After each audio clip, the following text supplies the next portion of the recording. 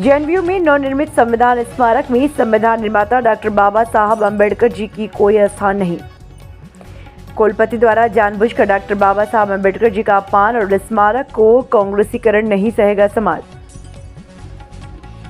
हमारे विश्वविद्यालय में संविधान स्मारक बनाया गया, यह स्वागत योग्य कार्य है।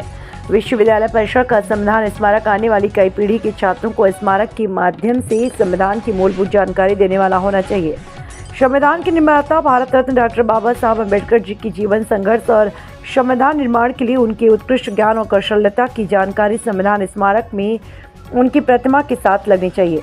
परंतु इतने बड़े बनाए गए स्मारक में कहीं भी संविधान निर्माता डॉक्टर बाबा साहब अम्बेडकर जी की प्रतिमा और उनकी जानकारी नहीं लगाई गई। तदुपरांत स्मारक में जवाहरलाल नेहरू की प्रतिमा स्थापित की गई, जिनकी संविधान निर्माण में कोई भूमिका नहीं थी। 20 जून को भी एबीपी ने संविधान स्मारक में कई त्रुटियों को उजागर कर कुलपति महोदय को गलती सुधारने की चेतावनी दी थी।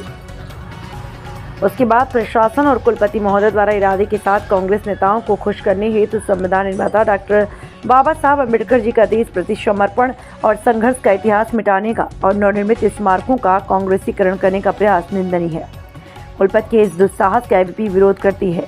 कुलपति के ऐसे इरादे को सफल नहीं होने देंगे। आने वाली पीढ़ी विश्वविद्यालय परिसर में डॉक्टर बाबा साहब अम्बेडकर जी का सत्य इतिहास पढ़ेगी।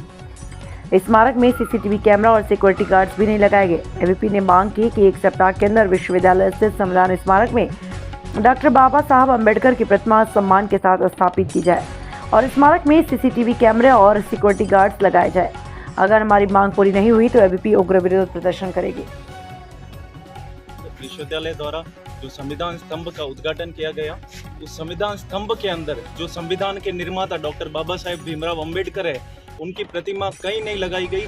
यह विश्वविद्यालय प्रशासन संविधान का अपमान कर रहा है। विश्वविद्यालय प्रशासन को बाबा साहेब डॉक्टर भीमराव अंबेडकर जी की मूर्ति लगानी थी और ये पूरे देश